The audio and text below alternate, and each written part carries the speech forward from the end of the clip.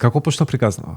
Па приказната суштина баш и не почна од балони. Всушност се почна во моментот кога јас станав мајка за прв пат. Додека се уште имав дома бебе, бевме повикани на Микице, требаше да одиме, ама јас пошто цел живот така си носам некоја креативна нота во себе и секогаш сакам она што ќе го однесам да биде малку поразлично од она што, да речеме, повеќето од гостите ќе однесат. И тогаш дома, пошто со бебе, нели, имав голема количина на пакети, на пелени, на козметика, неотпакувани што се дуплирале, а јас не можев да излезам да купам подарок. И така почнав да ги работам тортите од пелени, сосема спонтано. Тоа беа почетоците всушност и тоа траеше, не знам да речам, можеби 1-2 години, се додека не прерасна во нешто малку поголемо, сосема спонтано, од носење еден подарок на Микици до правење да не речам еден тип на производство, значи веќе почнав да имам повеќе нарачки отколку што јас сама можам тоа да го постигнам. Така почна целата приказна. Потоа постепено почнавме со балоните, па општо во светот во мода излегоа персонализациите на балони. Тука стана тоа доста атрактивно кога ти можеш да однесеш балон со името на